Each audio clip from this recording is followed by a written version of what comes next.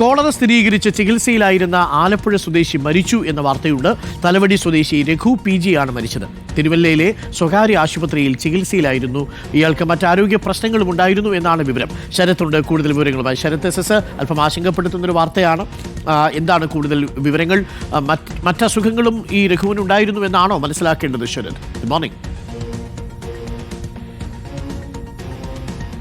Good morning doctor Arunkumar. അതായത് രഘു നേരത്തെ തന്നെ കിഡ്നി സംബന്ധമായ അസുഖം ഉൾപ്പെടെയുള്ള ആളാണ് എന്നുള്ളതാണ് മനസ്സിലാക്കുന്നത്. ഡോക്ടർമാർ ഉൾപ്പെടെ പറയുന്നത് നിരവധി ആരോഗ്യ പ്രശ്നങ്ങൾ ഈ രഘുവിനുണ്ടായിരുന്നു. അങ്ങനെ ഇന്ന് പുലർച്ചെയാണ് രഘു മരണപ്പെട്ടത്. പുലർച്ചെ ഒരു 1:30 കൂടിയാണ് മരണം സംഭവിക്കുന്നത്. തിരുവല്ലയിലെ സ്വകാര്യ ആശുപത്രിയിൽ ചികിത്സയിലായിരുന്നു. കഴിഞ്ഞ തിങ്കളാഴ്ചയാണ് തരത്തിൽ കോളറ സ്ഥിരീകരിക്കുന്നത്.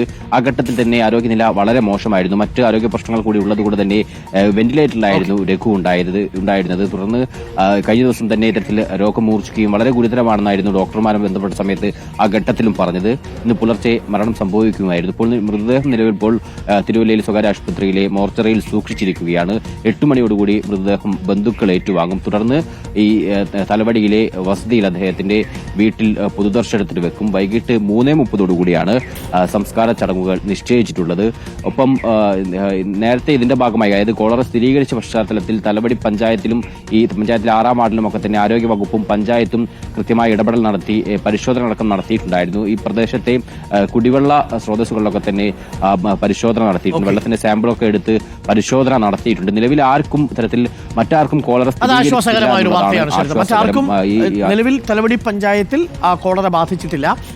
ജലസ്രോതസ്സുകളെല്ലാം പരമാവധി ശുദ്ധീകരിക്കാൻ തീരുമാനിച്ചിട്ടുണ്ട്. പ്രിയപ്പെട്ട പ്രേക്ഷകരും പ്രത്യേകം ശ്രദ്ധിക്കണം. കുട്ടികളൊക്കെ ഉള്ളതാണ്. സ്കൂളൊക്കെ തുറക്കാൻ പോകുന്നു. കോളറ ബാധിച്ച വാർത്ത വരുമ്പോൾ തിളപ്പിച്ചാറ്റിയ വെള്ളം തന്നെ കുടിക്കാൻ ശ്രമിക്കുക.